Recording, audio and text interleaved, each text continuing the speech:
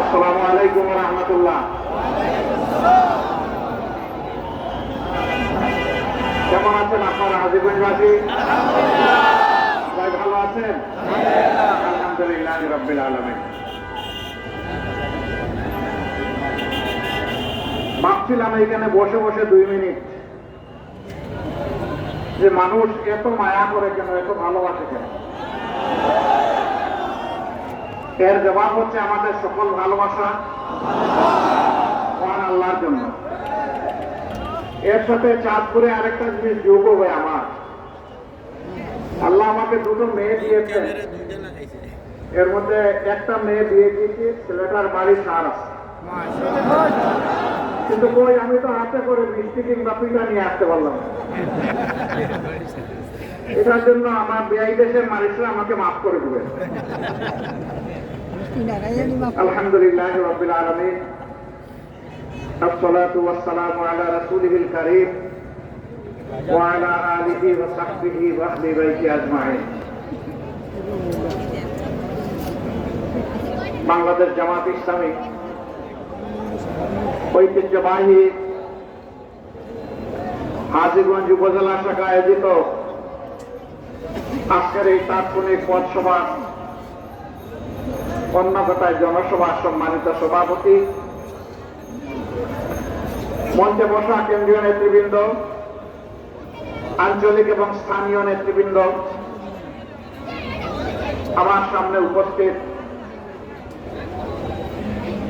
আমার আত্মার আত্মীয় প্রিয় হাজীগঞ্জবাসী, মিডিয়া বন্ধুরা এখানে আছেন, তারা তাদের পেশাগত দায়িত্ব পালন করবেন। এই জন্য যাদের সামনে ওনারা আছেন তাদেরকে আপনারা সহযোগিতা করবেন, তারা যেন তাদের দায়িত্ব পালন করতে পারেন। পিছন থেকে আশা করি বলবেন না যে আপনি বসুন, কারণ তারা বসে গেলে জনসভা বসে যাবে। আলহামদুলিল্লাহ, আপনারা ইতিমধ্যে জেনেছেন আজকে লক্ষ্মীপুরে বাংলাদেশ জামাত ইসলামী আহত একটি জনসভা বা গণজামায়াত ছিল। দুপুরের আগেই তার কাজ সম্পন্ন হয়েছে। এরপরেই আগের থেকে আমাকে গত রাত্রে বলা হয়েছিল যে যাওয়ার পথে একটু হাজীগঞ্জকে সালাম দিয়ে যেতে হবে।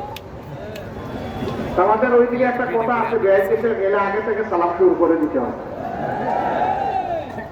আমি আর না করি নাই, কারণ এটা তো আমার পবিত্র দায়িত্ব। আল্লাহ শুকর যে আপনাদের সামনে আল্লাহ আমাকে হাজির করলেন। কিন্তু আপনারাই বলুন, 1 বছর আগে এই সময়ে যদি আমি এখানে এসে সালাম দেওয়ার আমার খুব আগ্রহ থাকতো, আমি কি পারতাম? কেন না? তার কারণ তখন একটা ফেস্টিভালি সরকার ক্ষমতায়, তারা বাংলাদেশের মানুষের সকল অধিকার কেড়ে নিয়েছিল। এরা বাংলাদেশের মানুষকে মানুষ মনে করত না, একটা পরিবার কিংবা গোষ্ঠীর দাস মনে করত। তাদের হামসে বড়া ভাব, অহংকার, গর্ব আকাশ ছুঁয়ে ছিল। রাজনৈতিক দলের নেতৃবৃন্দ কর্মীদেরকে উপহাস করে কথা বলত, তাতেই তারা স্বাচ্ছন্দ্য বোধ করত। তারা ধারণা করে নিয়েছিল যে তারা বোধহয় দীর্ঘকাল চিরকাল বাংলাদেশের শাসন ক্ষমতা দাপিয়ে বেড়াবে। قل اللهم مالك الملك تؤتي الملك من تشاء وتنزع الملك ممن تشاء। না না, সমস্ত বাদশাহীর মালিক আল্লাহ রাব্বুল আলামিন। জমিনের কোথায় কাকে তিনি বসাবেন আর কাকে তিনি খসাবেন, এই এখতিয়ার একমাত্র আল্লাহ রাব্বুল আলামিন। তিনি বসাতেও পারেন, তিনি খসাতেও পারেন। তার জন্য আল্লাহ তাআলার কোন ফায়াকুনই যথেষ্ট, মহা পরিকল্পনার কোনই প্রয়োজন হয় না। মানুষ অনেক পরিকল্পনা নেই, তার কিছু বাস্তবায়ন হয়, কিছু হয় না, আবার কোন সময় কিছুই বাস্তবায়ন হয় না। কিন্তু আল্লাহ তাআলা যা ইচ্ছা করেন, যা ইরাদা করেন, তা শতভাগ বাস্তবায়িত করে ছাড়েন। একটা দল, একটা গোষ্ঠী 15.5 বৎসর বাংলাদেশকে তারা শোষণ করল, দুর্দণ্ড প্রভাবে দুঃশাসন এবং দুর্নীতিতে দেশটাকে ভরে দিল। তারা সামান্য সুতান আদায় অজুহাতে উনি খুনি, উনি ধর্ষক, উনি লুণ্ঠনকারী, উনি অগ্নিসংযোগকারী, উনি চোর, উনি ডাকাত, এগুলো বলতেই থাকতো। আচ্ছা বলেন তো, গড়টা যদি আমার হয় তাইলে ডাকাত কিংবা চোরের বইকে আমি আমার গড় ছেড়ে পালাবো? গড় ছেড়ে পালাই কি? আসলে চোর এই পালায়। মনে করে চুরি করে যায়, মনিবের মালিকের ধন এখানে নিয়ে এসেছি, সে তো খুঁজতে এখানে চলে আসবে। তারা এমন শাসন বাংলাদেশে করলেন, শেষ পর্যন্ত দেশটাকে থাকতেই পারবে। মাঝে মাঝে বিনা পিতায় বিনা টিকেটে আমাদেরকে বলতেন অমুক দেশে তমুক দেশে চলে যাও। কই রে ভাই, আমরা তো যাইতে বলি নাই, গেলা কেন? আমরা তো বলি নাই চলে যাও, আমরা তো বলেছিলাম থাকো, দেখো কি করেছো মানুষের সাথে, কি করেছো আল্লাহ তাআলার বিরুদ্ধে, কি করেছো মানবতার বিরুদ্ধে, কি করেছো মুসলমানদের বিরুদ্ধে, কি করেছো আলিম উলামার বিরুদ্ধে, কি করেছো আল্লাহর কোরআনের বিরুদ্ধে, কি করেছো বিভিন্ন ধরনের নিরীহ মানুষের বিরুদ্ধে। সত্যকে একবার দেখো। আমাদেরকে দফায় দফায় তোমরা জেলে নিয়েছো নির্বিঘ্নে চুরি ডাকাতি করার জন্য। আমরা বাইরে থাকলে চুরি ডাকাতিতে তোমাদের অসুবিধা হয়, আমরা কথা বলি, প্রতিবাদ করি, গর্জন করি, তাতে তোমাদের সমস্যা হয়। এই জন্য চুরি ডাকাতি, খুন গুম, ধর্ষণ, লুণ্ঠন সব কিছু করার জন্য যারা এদেশের দেশপ্রেমিক মানুষ তাদেরকে তোমরা পাঠিয়েছিলে জেলে। একবার নয়, দফায় দফায়। আমাদের জীবনের অনেকগুলো বছর কেটে গেছে জেলের ভিতরে।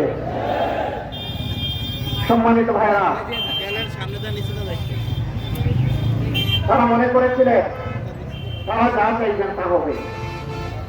হ্যাঁ, আল্লাহ যতটুকু পাপ করার সুযোগ তাদেরকে দিয়েছেন তারা ঠিক ততটুকু করতে পেরে। এমনকি তারা ধ্বংস করতে করতে দুনিয়ায় মানুষের দুইটা শেষ ঠিকানা, একটা হচ্ছে হাসপাতাল, অসুস্থ হলে ওখানেই যায়, দেখে আল্লাহ তাআলা আরো কয়টা দিন হায়াত আমাকে দেন কিনা, সুস্থ হতে পারি কিনা। আরেকটা জায়গা হচ্ছে নির্যাতিত হলে যায় আদালতে। এই সব জায়গাকে সর্বনাশ করে ফেলেছিল, বিশেষ করে আদালতকে ধ্বংস করে দিয়েছিল, যার কারণে আদালতের সর্বোচ্চ যে পরিষদ, অ্যাপিলিয়েট ডিভিশন, ওখানকার 2 জন বিচারপতি আদালতের আসনে বসে বলতে পারল আমরা শপথবদ্ধ রাজনীতিবিদ। লজ্জা, ধিক্কার, ঘৃণা। সেই তোমরাই সংবিধান হাতে নিয়ে শপথ নিয়েছিলাম যে একজন বিচারক হিসেবে আমি কোন ধরনের রাগ এবং অনুরাগের বশবর্তী হব না, আমি ন্যায় বিচার উপহার দেব। আর সেখানে গিয়ে তুমি ঘোষণা দিলে আমি একজন শপথবদ্ধ রাজনীতিবিদ। বুকের পাটা থাকে, রাজনীতির পরিবেশ দিয়ে রাস্তায় এত দেখা যাবে রাজনীতি কতটুকু করা যায়। এখন রাজনীতি করো না কেন? এখন কোথায়? এখন তো তোমাদেরকে টেলিস্কোপ দিয়ে খুঁজে পাওয়া যাচ্ছে না।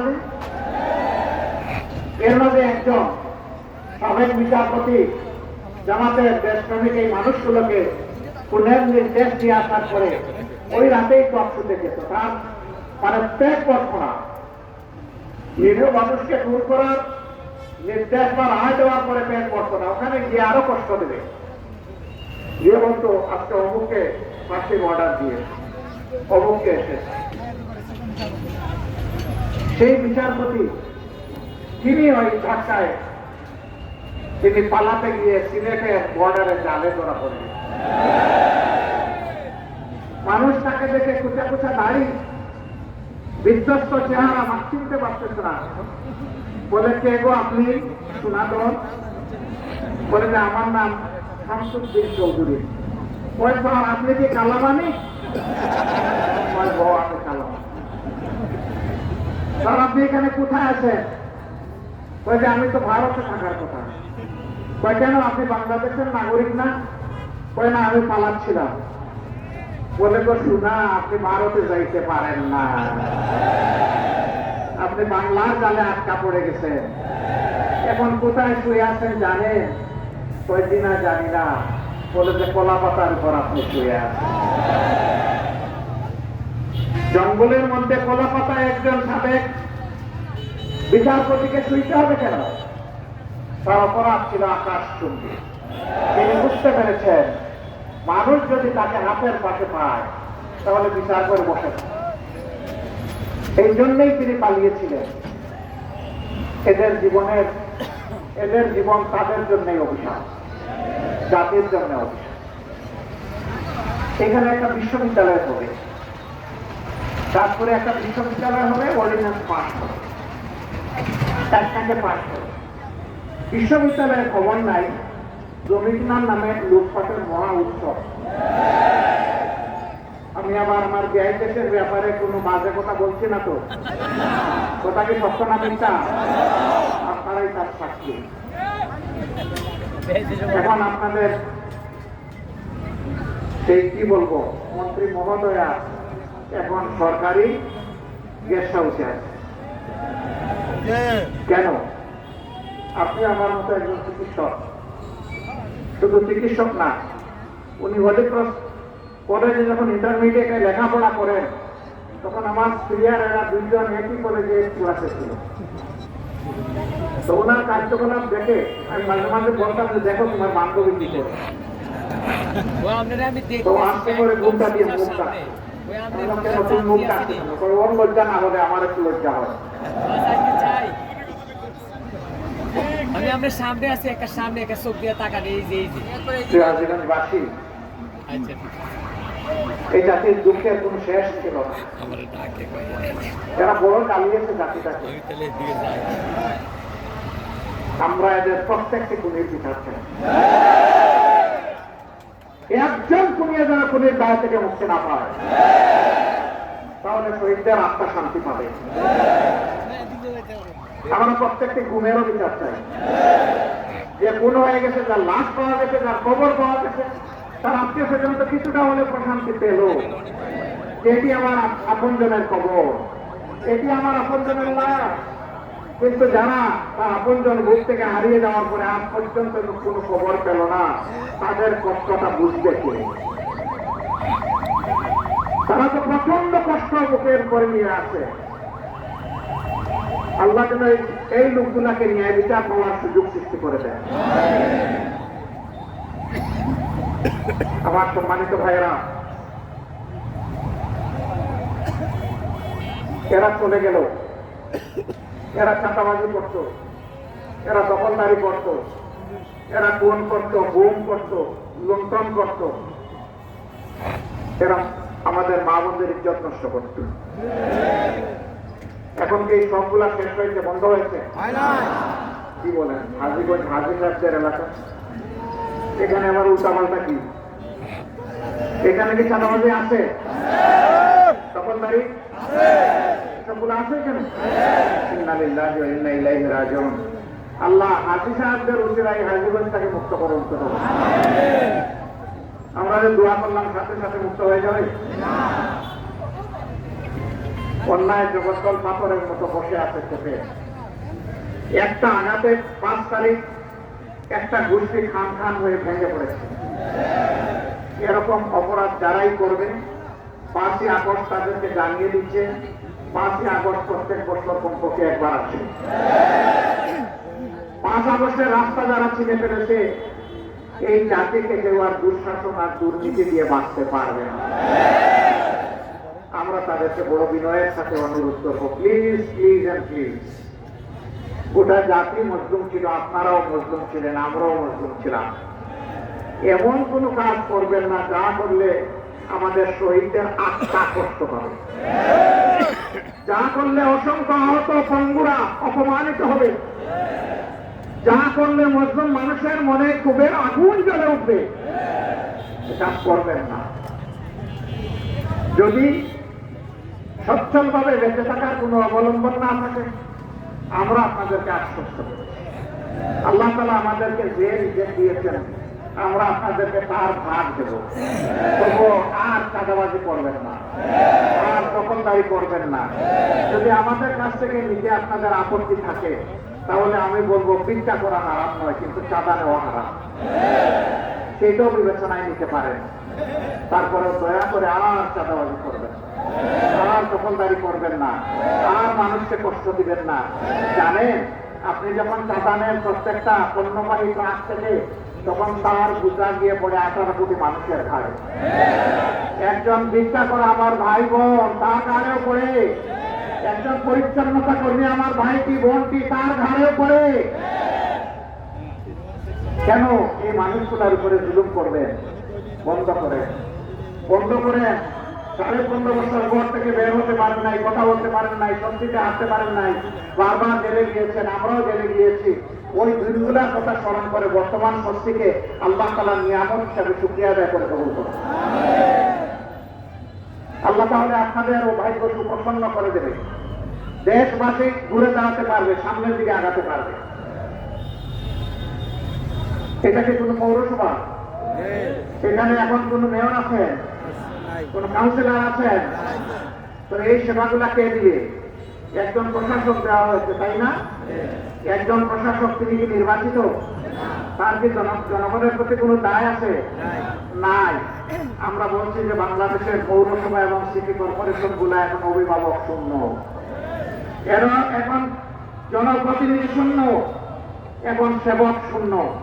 আমরা বলছি আগে তাড়াতাড়ি জনদুর্ভোগ নিরসনের জন্য স্থানীয় নির্বাচনটা দিতে হবে। স্থানীয় নির্বাচন হলেই জনগণের এই দুর্ভোগটা কাটবে। তারপরে অবশ্যই জাতীয় নির্বাচনও দিতে হবে। তবে জাতীয় নির্বাচনের আগে জনগণ চায় মৌলিক কিছু সংস্কার হতে হবে। অনেকে বলছেন সংস্কার বড় কথা নয়, মানুষ কিভাবে খেয়ে বেঁচে থাকবে এটা বড় কথা। মানুষ খেয়ে বেঁচে থাকার জন্যই সংস্কার প্রয়োজন, যাতে নির্বাচনে কালো টাকা এবং পেশি শক্তির প্রভাব সৃষ্টি না হয়, এই জন্যই সংস্কার প্রয়োজন। যাতে প্রত্যেকটা নরনারী তার ভোট দিয়ে স্বস্তি বোধ করে, তার পছন্দের মাকে এবং ব্যক্তিকে বাছাই করে নিতে পারে, তার জন্যই সংস্কার প্রয়োজন। যাতে দেশের প্রত্যেকটি যুবক যুবতী যাদের বয়স হয়েছে 18 থেকে উপরে, তারা যেন তার নিজের ভোটটা নিজে দিতে পারে, এই জন্য সংস্কারের প্রয়োজন। যাতে প্রবাসে থাকা আমাদের সহযোদ্ধারা, যারা এই 24 সালের সংগ্রামকে, আন্দোলনকে, লড়াইকে সফল করার জন্য বিদেশের মাটিতেও মিছিল করে জেলে গিয়েছে, তাদের ভোট নিশ্চিত করার জন্য সংস্কারের প্রয়োজন। এই সংস্কারগুলো মৌলিক সংস্কার করেই তারপরে যে ভোটটা দেওয়া হবে, যে নির্বাচন দেওয়া হবে, সেটা হবে অর্থবহ। আমরা ওই নির্বাচন যথাসময়ে হোক সেটা আমরা চাই। সরকার এটা নিয়ে গড়িমসি করুক বা লেন্দি করুক, এটা আমাদের কাম্য নয়। আবার এটা আমরা বলবো না যে 1 মাসের মধ্যে নির্বাচন দিয়ে দাও, কারণ আমরা জানি 1 মাসের মধ্যে সংস্কার সম্ভব নয়। আমরা তাই মূল থেকে বলে এসেছি যৌক্তিক সময়ের মধ্যে এই নির্বাচন দিতে হবে। এবং এই নির্বাচনটা কিভাবে হবে? পেশি শক্তি প্রভাব মুক্ত হওয়ার জন্য আরেকটা মৌলিক দাবি আমরা পেশ করে, এটি হচ্ছে আমাদের ভোটের আনুপাতিক হারে এই নির্বাচন হবে। এই দল যত % ভোট পাবে, সেই দল সংসদে ততটা আসন পাবে।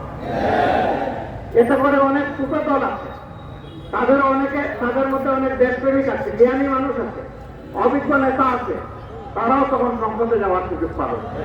জনগণের একটা ভোট আর নষ্ট হবে না, কারণ আনুপাতিক হারে ভোট হওয়ার কারণে যিনি 42% পেয়ে এমপি হলেন, আর যিনি 41.9% পেয়ে ফেল করলেন, ওই ফেল করা লোকের ভোটাররা বলবে না যে আমার ভোটটা নষ্ট হয়ে গেছে। তখন প্রত্যেকটা ভোট কাজে লাগবে ইনশাআল্লাহ। আর যেহেতু জায়গায় জায়গায় বিভিন্ন দল তার প্রার্থী দিবে, এই প্রার্থীদের মধ্যে সবাই ভালো মানুষ হয় না, অতীত ইতিহাস তাই প্রমাণ করেছে। এই জন্য ওখানে আর কোনো গঠবধার প্রতিযোগিতা করবে না, কারণ সে জানে না যে সে কত নম্বর সিরিয়ালে আছে। নির্দিষ্ট করে কারো কোনো আসন নেই। এখন বলবেন যে এলাকার উন্নয়ন কে দেখবে? যদি নির্দিষ্ট এমপি না থাকে, এলাকার উন্নয়ন দেখবে স্থানীয় সরকার। উপজেলা থাকবে, জেলা পরিষদ থাকবে, সেখানে পৌরসভা থাকবে, ইউনিয়ন পরিষদ থাকবে। দুনিয়ার সকল দেশে উন্নয়নের কাজ করে স্থানীয় সরকার। আর আমাদের দেশের স্থানীয় সরকারকে বঞ্চিত করে এই কাজের সমস্ত চাবি নিয়ে নেয় এমপি এবং মন্ত্রীরা। এটা অন্যায়। এই কাজের জন্য এমপি এবং মন্ত্রী নয়, সংবিধান বলে এই কাজ তাদের নয়। সংবিধান বলে একজন এমপি কিংবা মন্ত্রীর কাজ হচ্ছে তারা দেশের পলিসি নির্ধারণ করবে এবং স্থানীয় সরকারের মাধ্যমে সুষম উন্নয়ন করবে। এখন আইন ব্যবস্থা কারা হবে? ওই যে পিয়ার সিস্টেমের এখানে আমার প্রশ্ন। গত সংসদে দেখেছেন এক ভদ্রমহিলা প্রধানমন্ত্রীর তিনি বিভিন্ন ধরনের সেবা করতেন তার বাসায়, তাকেও প্রধানমন্ত্রী মনোনয়ন দিয়ে সংসদে এনেছেন, আমাদের কোনো আপত্তি নাই। তিনি সাধারণ মানুষকে সম্মানিত করেছেন। কিন্তু এমন একজন মানুষ আনেন যিনি আইনের আটা কমপক্ষে বুঝবেন, কারণ তিনি তো আইন প্রণেতা। তার মেয়ে তাকে এক পৃষ্ঠার একটা ড্রাফট দিলেন যে আম্মা আপনি এটা দেখে দেখে পড়বেন, আমার বড় বড় অক্ষরে লিখেছেন। এক পৃষ্ঠা পড়তে তার 17 মিনিট লেগেছে এবং এখানে তিনি 24 বার ভুল করেছেন এক পৃষ্ঠার ভিতরে, কারণ তার তো অতটুকুই বুঝি। পিয়ার সিস্টেমে যখন নির্বাচন হবে তখন এই ধরনের লোক অন্তত সংসদে ঢুকবেন। সংসদে আইন যারা বুঝে, আইন সংশোধন করার যোগ্যতা যাদের আছে, আইন প্রণয়ন করার মতো জ্ঞান বুদ্ধি যাদের আছে তারাই যাবে তখন ইনশাআল্লাহ। এমন একটা আইন তো আমার সংসদ আপনারা চান কিনা করুন, তাহলে পিয়ারের পক্ষে আপনাদেরকে শক্তিশালী আওয়াজ তুলতে হবে। আমরা দখলদারির কোনো বাণিজ্য কোথাও চাই না, এটা সংসদেও না, এটা বাইরেও না। আমরা সব জায়গায় এখন সুষম উন্নয়ন চাই এবং একটা মানবিক বাংলাদেশ চাই। বাংলাদেশ জামাতে ইসলামী সেই সমাজটা করতে চায়। এর জন্য প্রয়োজন হবে একটা ভালো আদর্শ। দুনিয়ার সবচেয়ে ভালো আদর্শ কোনটি আপনারা বলুন তো? আল ইসলাম। সবচেয়ে ভালো আদর্শ কোনটি? আল ইসলাম। যে এত লোকে আওয়ামী লীগ ক্ষমতায় নাকি এখন আস্তে আস্তে বলবেন আপনারা কোনটা সবচেয়ে ভালো আদর্শ? কারণ এটা কার পক্ষ থেকে এসেছে? কে সমস্ত সৃষ্টির মালিক? কে তার সৃষ্টির প্রতি সবচাইতে ভালোবাসে সৃষ্টিকে? আল্লাহ। আল্লাহ চাইতে তার সৃষ্টিকে কেউ ভালোবাসতে পারে না। সেই আল্লাহ তার বিধান দিয়ে বলছেন এই বিধানে চললে দুনিয়া তোমাদের সুন্দর, আখিরাতে তোমাদের জন্য রয়েছে অপরন্ত কল্যাণ এবং জান্নাত। আমরা সেই পথটা ধরবো কিনা? জামাতে ইসলামের অঙ্গীকার। কেউ কেউ বলেন যে কোরআনের আইনের দরকার নাই, এদেশের জনগণ তাদের সাথে নাই, আপনি আপনার জায়গায় থাকেন। আমরা আপনাদেরকে পরিষ্কার বলছি, এই ধারণা যারা করেন আমরা কোরআন বুকে নিয়ে বাঁচতে চাই, আমরা কোরআন বুকে নিয়ে মরতেও চাই, আমরা কোরআন বুকে নিয়ে আদালতে আখিরাতে আল্লাহর দরবারে হাজির হতে চাই। কোরআন থেকে আমাদেরকে দেশের মানুষকে কেউ বিচ্ছিন্ন করতে পারবে না ইনশাআল্লাহ। জনগণ এখন সিদ্ধান্ত নিবে আগামীতে তারা কাদেরকে জনগণের খেদমতের পাশে বাড়াই দায়িত্ব তুলে দেবে। আমরা আপনাদেরকে কথা দিচ্ছি, আল্লাহ যদি আপনাদের অন্তরে সেই ভালোবাসা এবং সমর্থন তৈরি করে দেন এবং জামাতে ইসলামী এবং ইসলামী দলগুলো যদি ক্ষমতায় যায়, আলহামদুলিল্লাহ আমরা হবো আপনাদের সেবক, আমরা আপনাদের মালিক হব। আমাদের এখন যে সম্পদ আছে এই সম্পদ কমবে, তাই এই কিন্তু বাড়বে না। কারণ তখন খেদমত করতে গিয়ে শুধু রাষ্ট্রীয় তহবিলে হবে না, আল্লাহ তাআলা বাপদাদার যে তহবিল নিজেদের যে সঞ্চয় ওখান থেকেও আমরা খরচ করতে বাধ্য হব। এখন সবাই আলহামদুলিল্লাহ আগের নির্বাচনে তিনি 1 কোটির মালিক, পরের নির্বাচনে তিনি 400 কোটির মালিক। এটা হবে না ইনশাআল্লাহ, এটা হবে না ইনশাআল্লাহ, এটা হবে না ইনশাআল্লাহ। কেন হবে না? আমরা আল্লাহকে ভয় করবো, এই জন্যই হবে না। বলবেন প্রমাণ কি? প্রমাণ এখনই হাতে নাতে। 5 আগস্টের পরে অনেকে অনেক সামাজিক অপকর্মে জড়িয়ে পড়েছেন। আপনারা বলুন তো ইসলামী দলের কর্মীরা কোথাও কি কোনো অপকর্মে জড়িয়ে পড়েছে? একটা ইসলামী দলের লোক না। কেন না? তারা আল্লাহ তাআলাকে ভয় করে। এই জন্য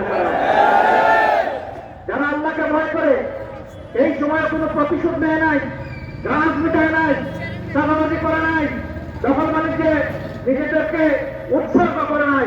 ইনশাআল্লাহ জনগণের দায়িত্ব আসছে সেদিন এই দায়িত্বকে আমানত মনে করে আমানতের হেফাজত করবে ইনশাআল্লাহ। তখন বাংলাদেশকে আর পিছনের দিকে তাকাতে হবে না। মুসলমান, হিন্দু, বৌদ্ধ, খ্রিস্টান সবাই তাদের জীবনের নিরাপত্তা পাবে। সেই সাথে তারা মর্যাদা নিয়ে বসবাস করবে ইনশাআল্লাহ। কোরআন যার মধ্যে অধিকারের কোনো তারতম্য করবে না, আমাদেরও কোনো তারতম্য করার কোনো অধিকার থাকবে না। এই জন্যে আমরা আল্লাহর উপর ভরসা করে আপনাদেরকে কথা দিচ্ছি, আমরা সেই বৈষম্যহীন সাম্যের বাংলাদেশ, আমরা সেই কোরআন ভিত্তিক কল্যাণের বাংলাদেশ, আমরা সেই মানবিক বাংলাদেশ আমরা ইনশাআল্লাহ গড়তে চাই। ভাইয়েরা আমার জন্য একটু দোয়া করবে। কি দোয়া করবেন আপনারা? মনে মনে চিন্তা করেন। তবে আমি একটা দোয়া চাই। আপনারা জানেন 5 আগস্ট ফেসিবাদ বিদায় নিয়েছে, কিন্তু ফেসিবাদের বোঝা এখনো একজন মাত্র জাতীয় নেতার ঘাট থেকে সরানো হয়নি, তার নামে দিয়ে মাজহারুল ইসলাম।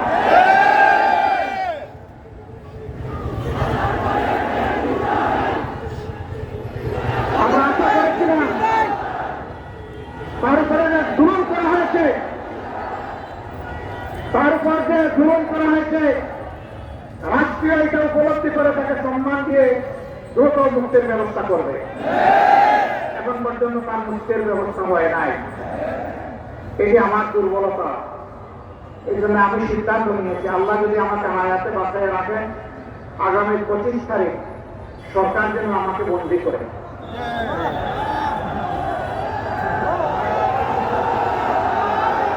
আমাদের প্রিয় আজহার ভাইকে, মজলুম আজহার ভাইকে জেলের ভিতরে রেখে আর বাইরে থাকতে আর ইচ্ছা হয় না।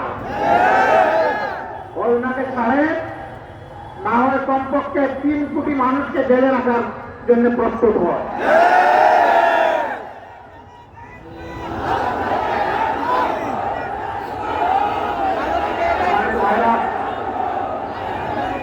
আপনাদের জন্য অনেক ভালোবাসা থাকলো। এই মানবিক বাংলাদেশ, কোরআনের বাংলাদেশ গঠনে আমরা কি আপনাদের একটু ভালোবাসা আশা করতে পারি? একটু সমর্থন, একটু সহযোগিতা, আপনারা পাশে থাকবেন, আপনারা সাথে থাকবেন, আপনাদেরকে অসংখ্য মোবারকবাদ। আসলে এই আওয়াজ নিয়ে আমরা ঘরে ঘরে ছড়িয়ে পড়ি।